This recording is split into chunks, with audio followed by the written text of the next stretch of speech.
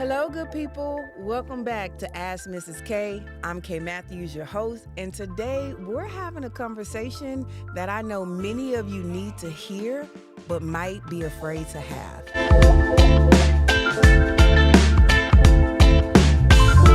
So today our topic is going to be like one of those back and forth things because the conversation is going to be for one community leaders, it's going to be for policymakers, providers, actually anyone who wants to be educated on this topic. So the cost of ignoring maternal mental health in our community actually oftentimes can't even be measured in dollars.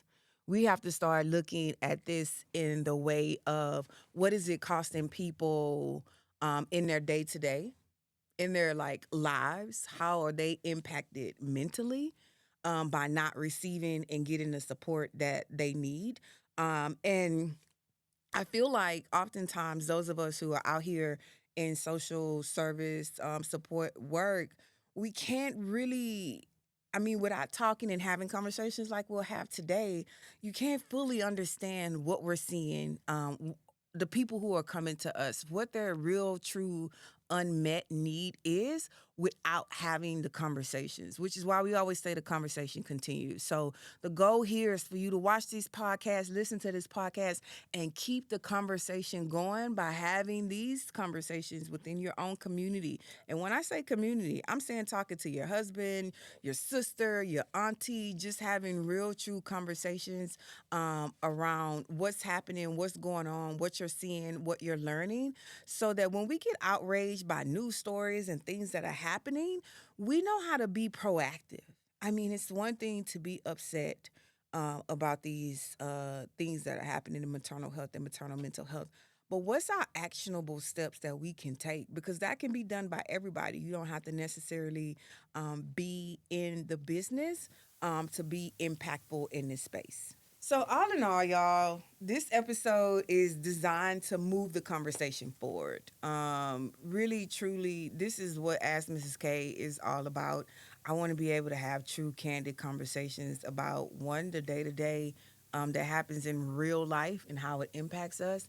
And then the things that we do within the work itself is always going to be first and foremost and very important in all conversations because I feel like I can have these conversations all the time, anywhere, no matter where I'm at. And so this episode is also meant to be educational when it's all said and done. Like, how can you take something you learned here and share with others? We should be learning something new every day when it's all said and done. I don't know about y'all, but I'm always looking to what did I learn today? What did I do today that's different from yesterday?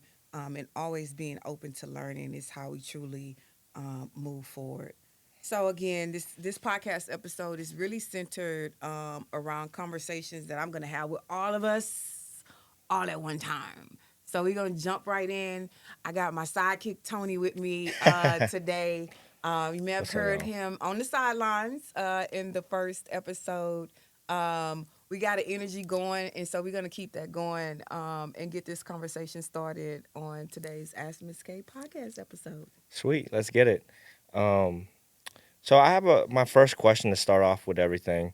When a mother is struggling mentally, where does our community expect her to go, and how realistically is that path?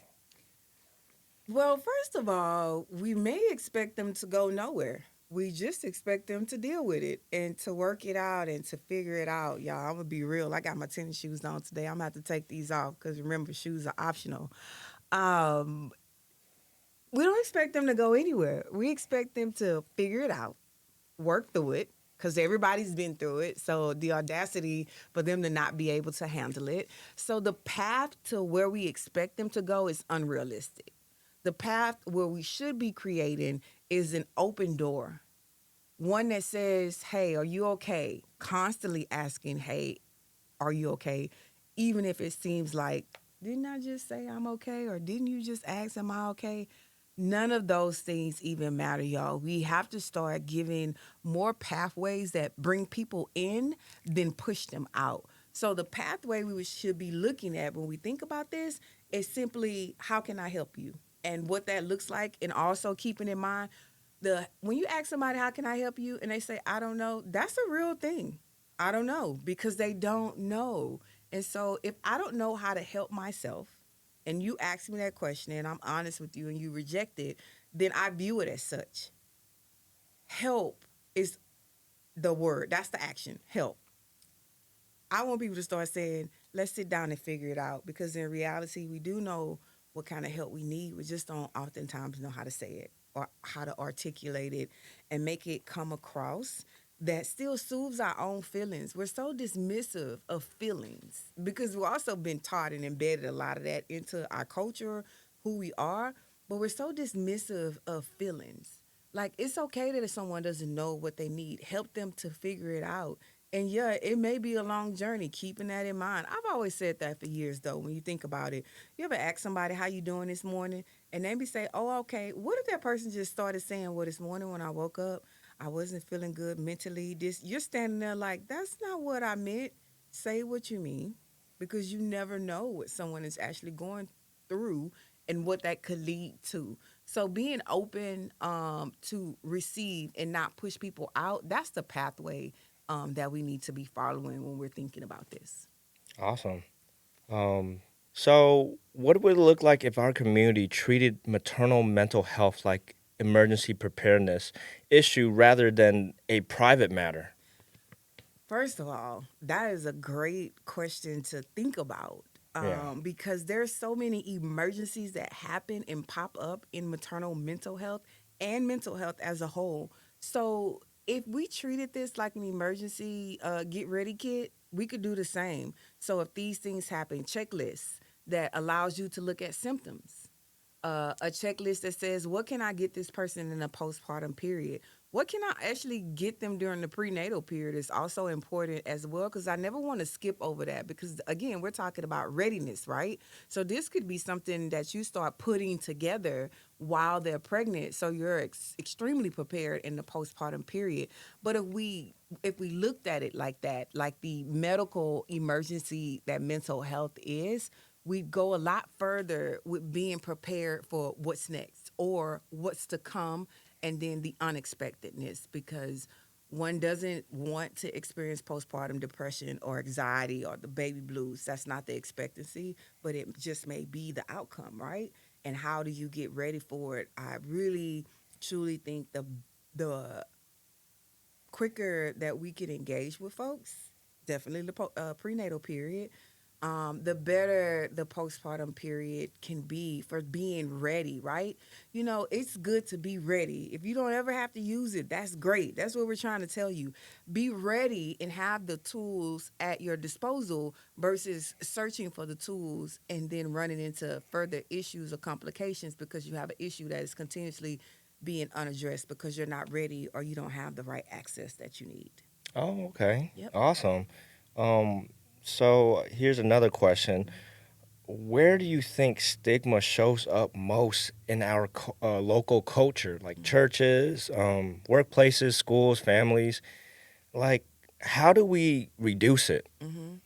Stigma is something that we just have to keep at it. I don't think it'll ever go anywhere.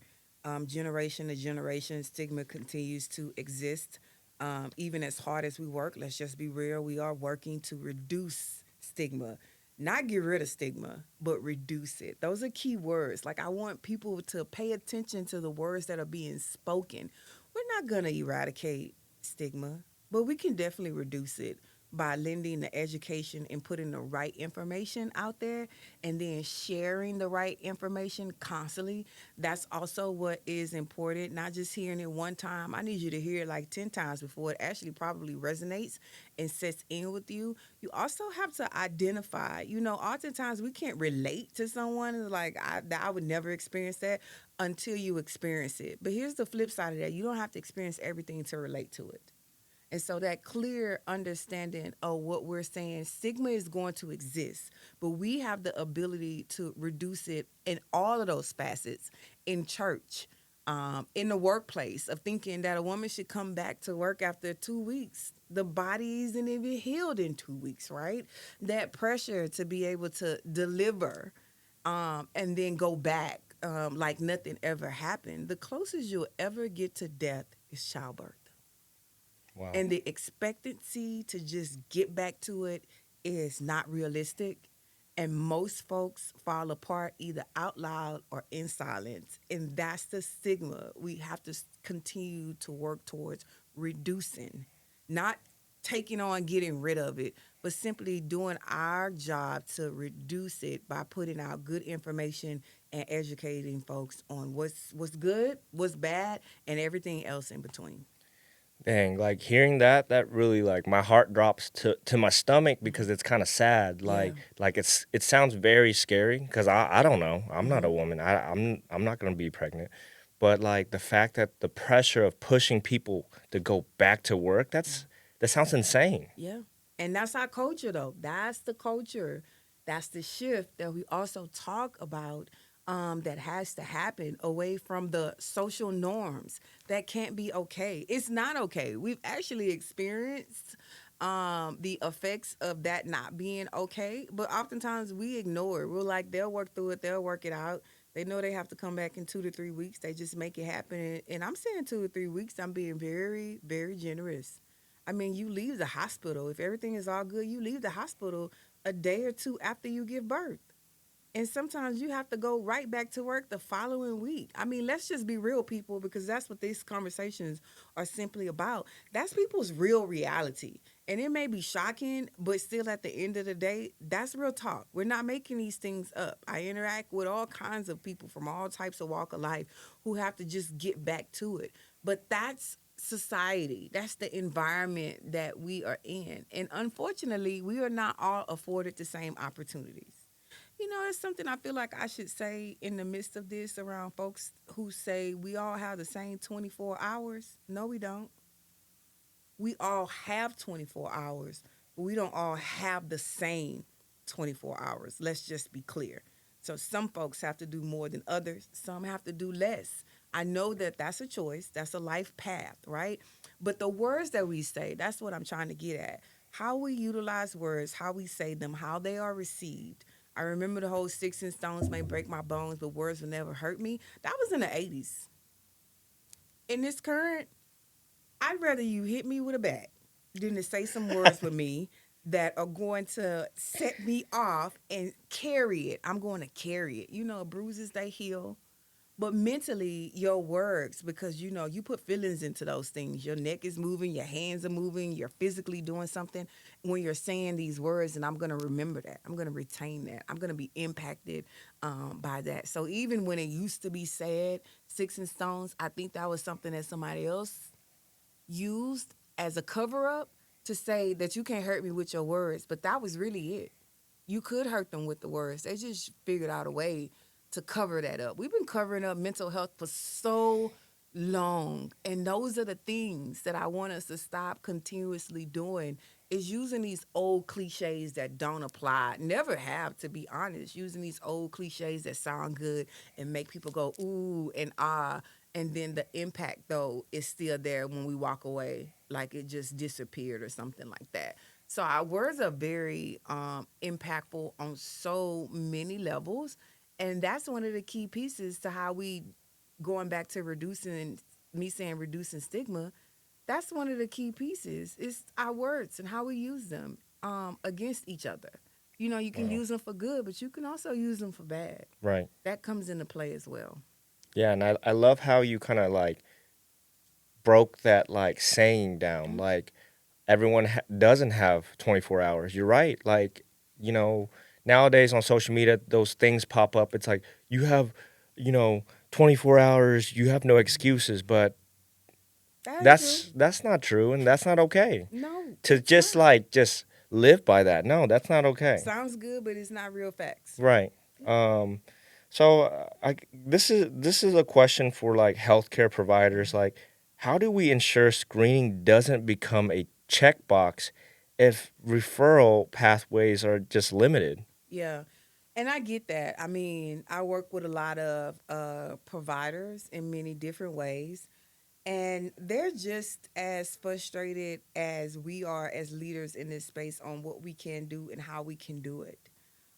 Screening is a part of the process, and what we don't want it to be is a checkbox, because when it's a checkbox, is I did the screening, but then the follow up that came along with it, the referral that came along, none of those things are actually done. So you did the first step, but what's the follow through? So screening is a part of the process, but we need the whole process to be followed through. That's like the first step. So it goes so far beyond screening, because there's work to be done after that screening process is done.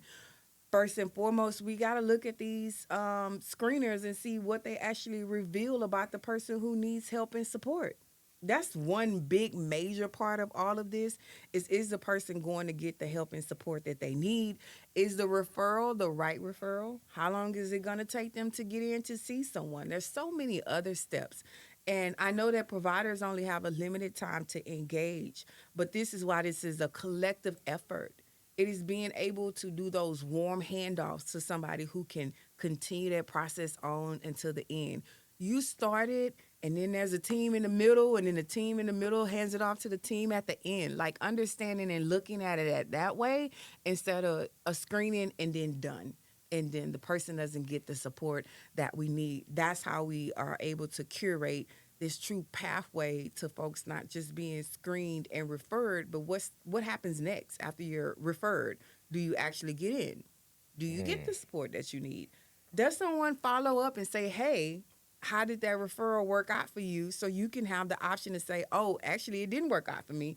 I didn't know I was supposed to call. You know how often that happens? I didn't know I was supposed to call and say it didn't work. I just feel like, oh, it didn't work. And I just went on about my life, right? We got to start looking at these things in real time, in real facts. Not what we think people should do. What are people going to do is what we have to start focusing on. And that's a Oh, real thing. Think about yourself. If okay. you were in that position, don't say, oh, no, if it was me, I would do this. Come on now.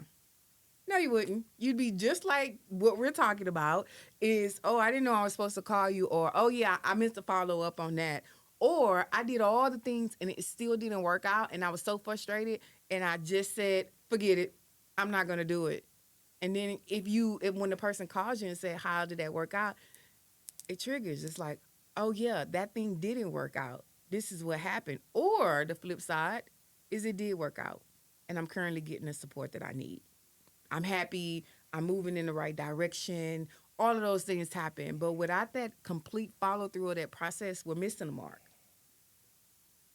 Wow. Okay. So, like, what would make it easier for providers to have an honest conversation about postpartum anxiety, depression, or trauma Mhm. without, patients feeling judged? Like, even, I don't have a family member, but I had someone that I know who was dealing with that, and she just, kind of went into a rabbit hole and just didn't do anything. And what would you say about that? Trauma informed care is first and foremost. This is what we have to know. We have to know history. Or else it will repeat itself. Mm, History will repeat itself because we lack the knowledge of it. that And is so true. trauma informed care is so important to understand that maybe my path and what is happening with me is because I am leading by example. This is what I have seen women do after they gave birth. Men, this is what I've seen my father do or my grandfather do after my mom had her baby or this happened.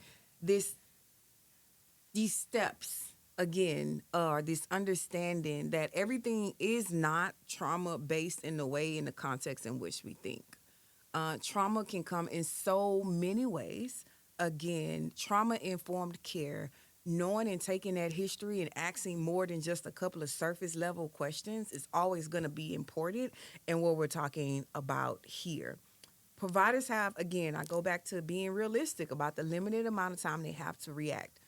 My goal and my ask is always to take a portion of that to be the real human being that you are, to relate to the person that is sitting there who is needing help but not knowing the help that they need, acknowledging that you can see from the moment you walked into the door that this person is struggling, or this person is putting on that they are great but they are struggling. These are often things that we see and we just don't acknowledge because, one, first and foremost, we don't have time for that.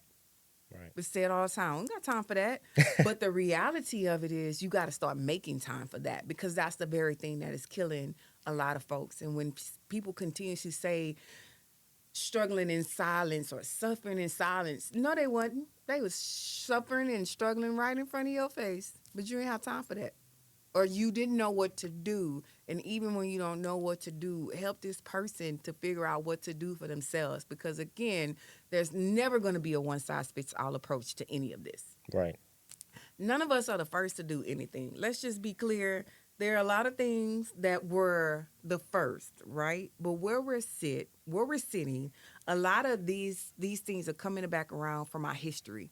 Things that have existed and now are being amplified, right?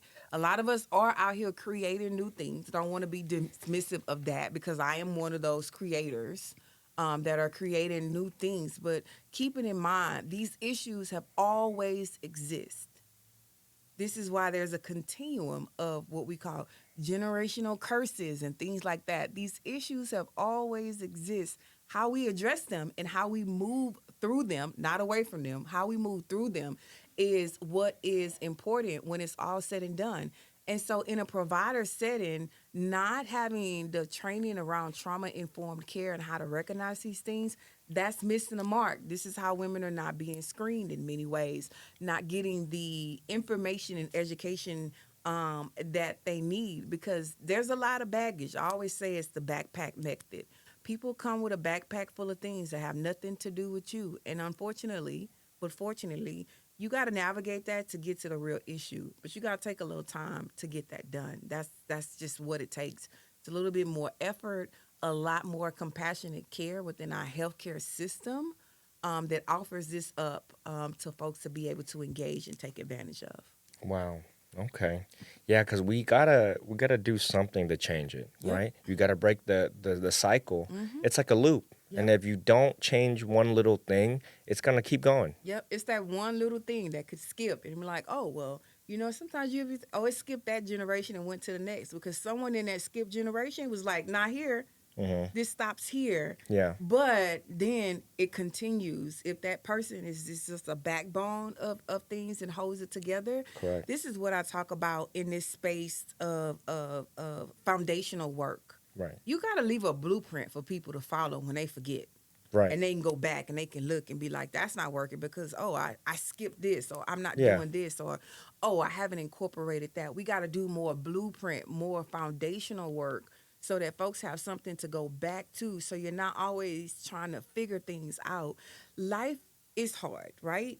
But some things don't have to be as hard as they are because we're navigating like blindly oftentimes on something that has been figured out. But we don't know that, right? Because they call it gatekeeping.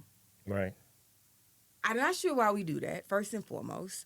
If we understood who we were individually, like I understand who I am, right? So anything that is for me has my name on it. I'm not coming for anything that has your name on it. I'm only coming for things that have my name on it. So anything that I learn, I'm often willing to share it. Right. Because what is it going to do? What is it going to harm me to give it to you? So again, it goes back to my analogy Hmm. around you don't have to step on the rock. But maybe you do. So you know how it feels and then you don't do it again. But then also there's a time where you actually don't need to experience that pain. I'm gonna Right. say, hey, go this way. And you're gonna still get to your destination, everything's gonna still work out. But we fear so much of that. We fear change. Right. That's Meanwhile, a I'm human like, do I nature. have time to get my purse? And if not, I'll buy a new one when we get there. I don't want change to happen without me. I Right. want to be a part of the change and not be left behind.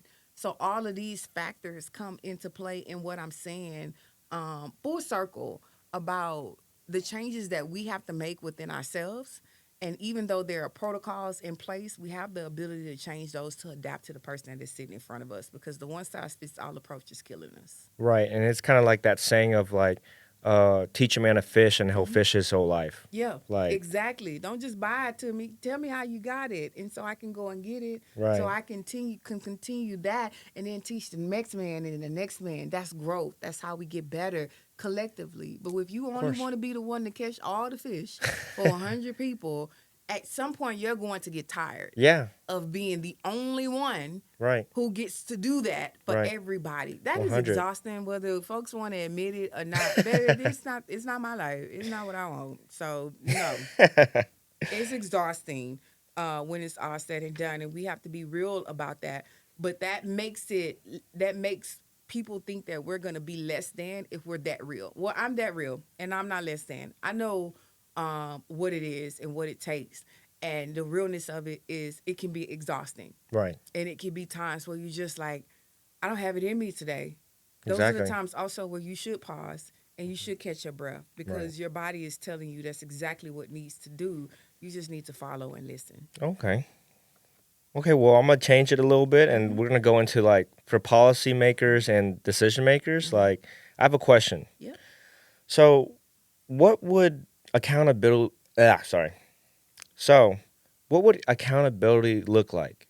What metrics should we track to know if we're improving outcomes? Like, Storytelling is important, but not the storytelling that makes people just cry for that moment and then they go on and they forget about the person who just got on the stage and poured their heart out. I ain't talking about that. Let's just be clear. That's not what I'm talking about.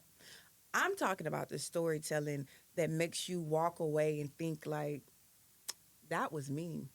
Or, I remember, I know somebody who had that same type of interaction. What can I do to do better? And so when folks are out here pushing policies, sign this or push this, you're engaged. It has prompted you into action. That's the type of metrics that we need to be measuring and to understand the power of storytelling, Mhm. not storytelling trauma. Um, Trauma enough to have a story to tell, right? So it doesn't Right. need to be something that is exploited Yeah. in any type of way. But those are the metrics that we utilize it, but I don't think we utilize it to its fullest potential because there are so many people, including myself, as I sit here today, who have a story that prompted them to do this work. If it wasn't for that story, I wouldn't be doing this work. If it wasn't for my lived experience, I wouldn't be doing this work. That is it. Bottom line, hands down, that's it. That's also what keeps me doing the work because I was the person. I'm not talking in I'm not talking in theory.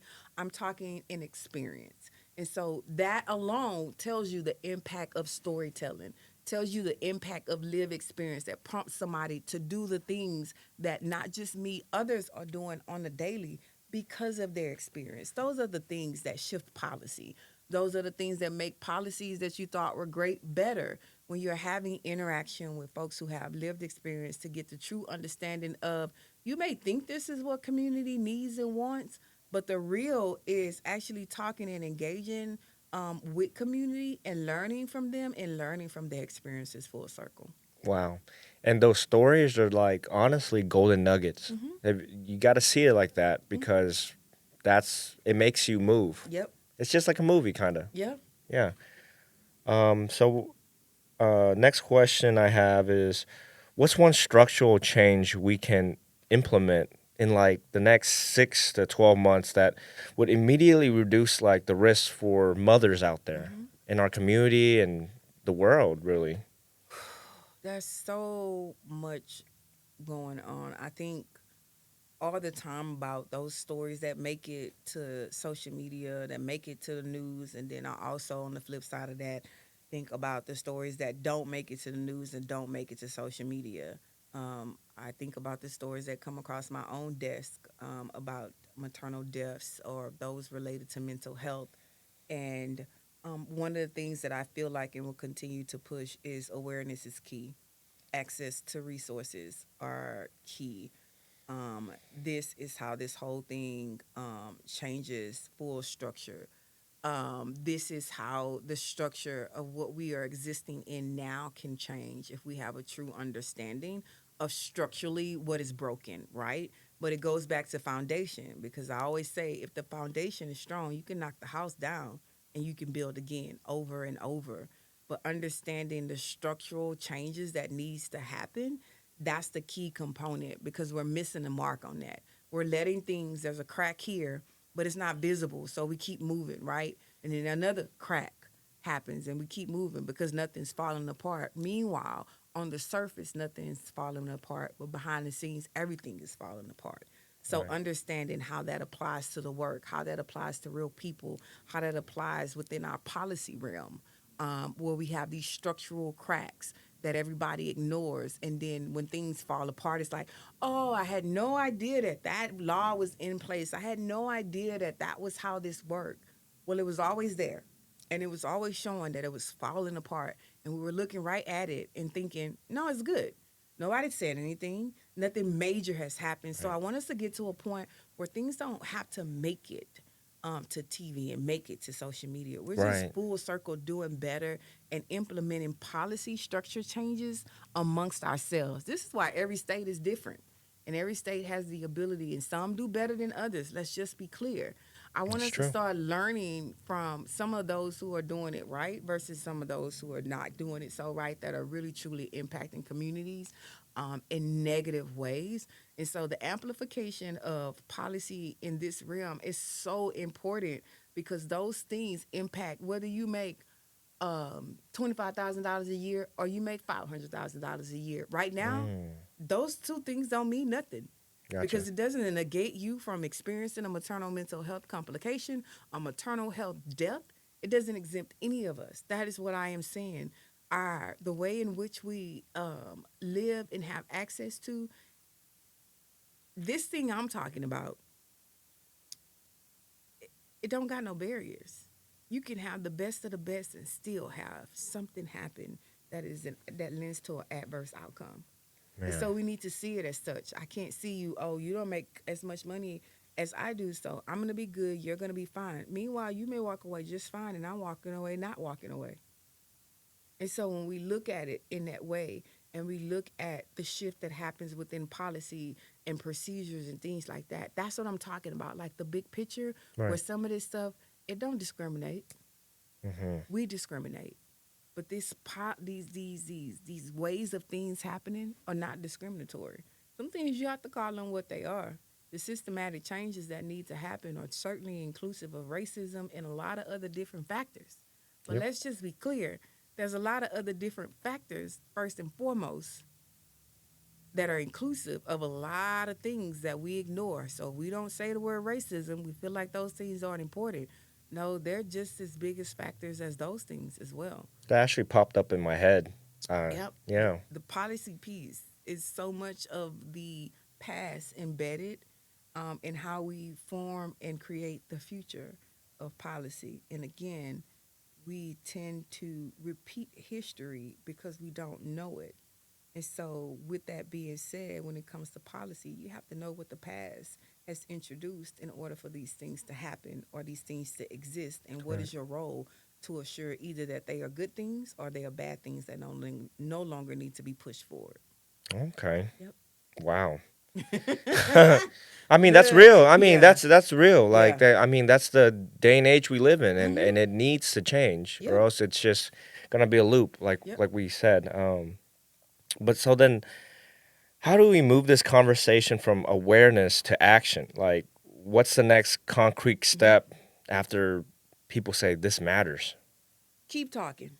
Keep sharing the information so it don't just matter to you. It matters to other people. Also, keeping in mind you can't force nobody to do nothing. Just do your part. By Gotcha. sharing information, that's how we keep pushing forward. By no longer saying I didn't know, but actually you did, because did you not watch that video? Did you not hear this thing being said? Did you not Yeah. read this? So you do know. You just may not know what to do. Have the conversation and share it. Send it in a text. Post it on your page. Right. It's really that's how we move from awareness into action. We don't just sit with it ourselves and say, oh, this is good, I learned something, and then go on living our lives being the only ones that know something or learn something. No, share that information with someone else so they are able to experience this also. That's how we move from into action. I never thought about that. Like, it's like spreading awareness, but it's like it's just kind of like TikTok, Mm-hmm. and I'm kind of using this as a example. Mm-hmm. Um, let's just say like a rapper or a musician. Nowadays they're just putting a bunch of content of music out Yep. there, And when you're on TikTok and you hear that one song and it Yep. keeps repeating, Yep. it gets in your It head. gets in your head. So it's the same methodology. We just gotta push this out more. In So a then, way that people will receive it. yeah, And if receiving means you're tired of it, it worked. right. I'm just saying, like constantly saying the same thing over and over in a different way, in a different context. That's how people learn. That's why I always say there's no one size fits all approach to learning. You have to understand that people learn in different ways. So, how they receive the information, how they intake the information, how they put the information back out will all be different for everybody. There's no, again, no one size fits all approach to any of this. Gotcha. Mhm. Okay. So for the advocates and organizers, like, where is the silence coming from the most? Is it like fear, shame, misfortune, or Mhm. lack of like trusted spaces? Like, It's all of that. To be honest, the lack of trusted spaces is always going to be important because that keeps us guarded. It keeps us being like, do I want to? Is this going to be cool? Is everything going to be okay? Is the work going to actually get done? We're guarded. You're guarded when you want the best for people. But you can't be so guarded that wanting the best for people is stopping the progress. And that's just real talk. I know it may sting a couple of folks who may watch this, but it is what it is. You could be doing something for 15, 20 years, but just because you've been doing it for 15, 20 years, it don't mean you've been good at it. You just been doing it for 15, 20 years. Okay. that's the most realist thing you What's could the say. serious impact here of you doing something for 15 to 20 years? It's like running in place. Yeah. So what does that mean? I don't ever want to hear somebody tell me about how long they've been doing something as the justification to them being the end all to be all. Wow. No, that ain't it. And so when we think about it, it's a plethora of things all mixed together. But this is why I say it has to be a collective effort. Um, Lots of folks are out here doing great things. And our fear of how you're going to do me, how you're going to receive things, how you're going to put things out, those are always things that we are cautionary about, but also not letting those be things that we halt us from progress. When it's all said and done, big picture is we're talking progress here. And it needs to happen, and it needs to happen now. And I don't want to say now more than ever because that sounds all like, man, it just needs to happen. Like, let's get it. Like, let's Right. make it happen. Like, what we waiting for? Yeah. Always been this non understanding for what are we waiting for? Will you understand the real impact of your actions? Truly for folks, you'd be like, what are we waiting for? Why aren't we doing something while trying to do maybe the biggest thing? We could be doing the little things that lead to the big things. So just doing something, but not feeling like I don't want this person to take from me or steal from me or do all these things or all of that to stop you from the collaborative, collective effort that has to happen in this space. Yeah, and who needs to be at this table that usually isn't, like, fathers, partners, employers, faith. I think, in my opinion, I think it's all. But what do you think? Oh no, it's definitely all. It's everyone needs to be at the table because we're all impacted when we talk about um caregivers or the support systems, support partners, everybody, because your support partner could be your cousin, it could be your aunt. It doesn't necessarily have to be a husband or a spouse or a wife. It could be so everyone. So everyone needs to be at the table because again, our approach here is around education. So education for all.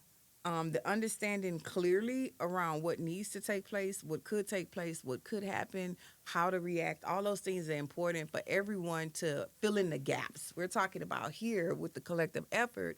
It's filling in the gaps outside of the folks that we feel like should be in the fold. Besides the doctors, the nurses, the person giving birth, whoever that support partner is. What about everybody else? Everybody else has to be in the mix, and that part is important.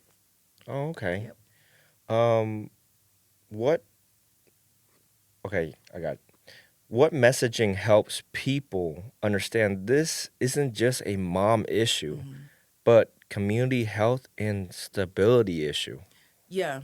So we got to stop looking at birth in like one context. That's why Right. we have to widen the lens. and see how much it includes instead of excludes. So when we looking at things just this one little way, you only see that, but then you like, oh, I didn't even know all of this other stuff was going on, right? It's the same approach that you have to take to looking at the support piece that comes into play. What moms need, what the birthing individual needs. Again, there's a birthing process that happens, and oftentimes we leave out the word process. And process is ongoing.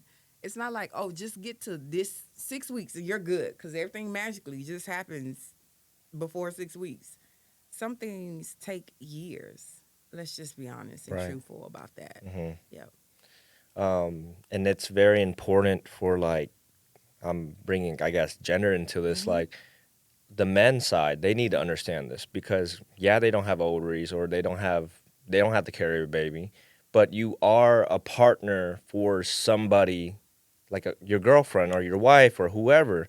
You need to know these things. The other part though is the partners on the men's side, they also need support, and they are being left out of this conversation, out of the fold. Yes, they do have a role, but there's a role to help and protect and give them support as well. Yeah. And we're not gonna say mom over dad or dad Right. over mom. This is collective.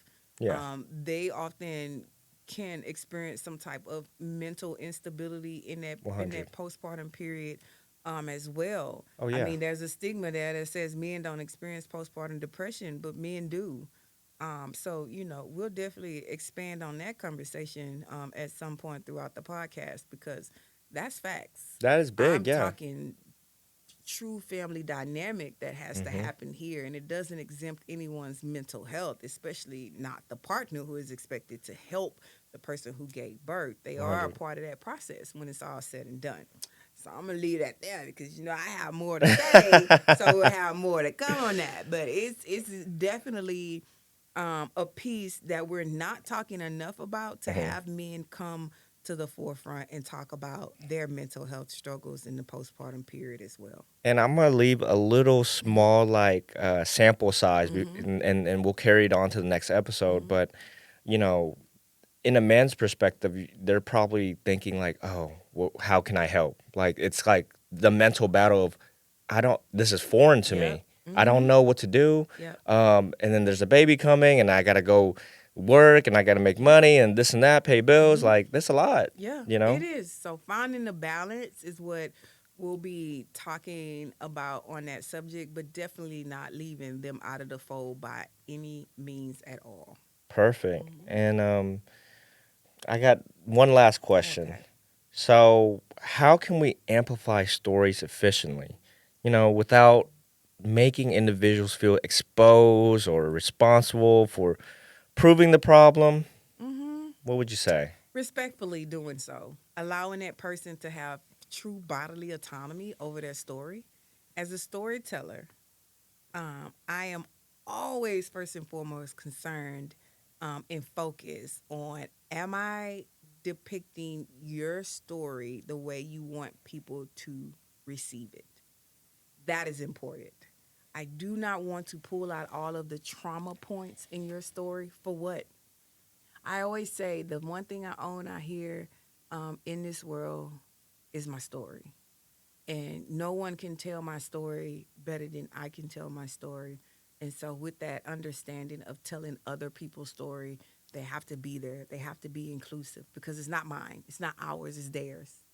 But we definitely want to watch how we use those parts of the stories of crying and sadness and all that to amplify because we see so much of that. Hmm. And so often these stories, I feel like my story has ended in joy. I get to help other folks not feel like I'm not helping the entire world per se, every individual that has experienced this in any capacity, but I am helping someone to not have to have this experience, or even if they do, they know where to get resources. All the negative of my story, I get to turn that into positive by doing this work and by having these conversations. So I still had a sad engagement and sad outcome, but I had a positive interaction and engagement in the after, right? So my postpartum story is different Right. from my birthing outcome. So understanding that the story belongs to the person, and it doesn't always have to be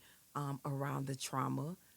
We can educate people by using other folks' stories. You'll see that because I got a storyteller project coming out soon. I'm just saying, I am wholeheartedly centered on people's mental health and how sharing your story can trigger you back to feeling like you're in that moment again, like taking 100%. all of those things into account, which is why my focus on storytelling and the impact that it has is on what happened next.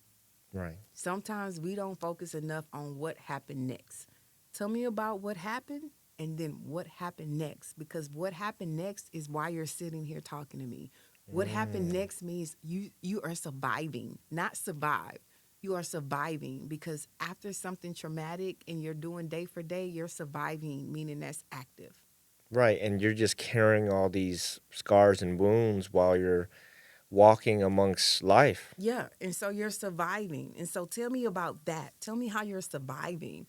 Tell me about what happened, but I want to know, how are you effectively showing up every day? How are you able to live life? Because that's important for the next person who doesn't know if they can do that, right? Don't know how that's going. Woo, don't know how that's going to come together for them. Right. So you need to see that. That needs to be a part of the storytelling, and it doesn't need to just be filled with a bunch of trauma. Yeah, and sometimes people want to just want someone to listen to them Mm-hmm. about how they're surviving because it's hard, you know. Mm-hmm.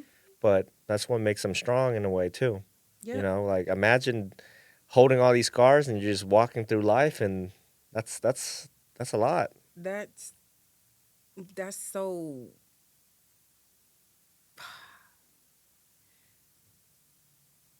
I cuss a lot. I'm trying not to cuss because it's the like the true reality, and it's just messed up, and it doesn't even have to be that way. That's the other part that is like, to me, is always a struggle because these things don't have to be this way. Hmm. Societal environments, opportunities, all these things can lead to these being either good, bad, or somewhere in between. In between, right? But it doesn't always have to be this way, Right. and that part is super important to understand. Super important to get out there to tell folks like it could be different. Right. And there's But help. it's the responsibility of knowing that you have support, you have resources, you have somewhere to go and get what it is that you need for yourself. 100%. Yep. But that's it for my questions today, Kay. And then Mm-hmm. if you want to close out, you Yes, definitely. Thank you, Tony, for being my sidekick today. always. This is one of those things where, again, the Ask Miss K podcast is simply centered around having real, true conversations in a way that I wholeheartedly understand that people learn in different ways. And some of the content we put on at the Shades of Blue project, maybe you don't receive it that way. Maybe you do just need to have someone sitting on the couch with their shoes off talking directly to you. I love That's that. really genuinely why this space was created, so that we can engage and have conversations with folks, start the conversations, keep the conversations going. We will continue to do our part. As always, I thank you, good people, for joining the Ask Miss K podcast, and I will definitely see y'all again soon.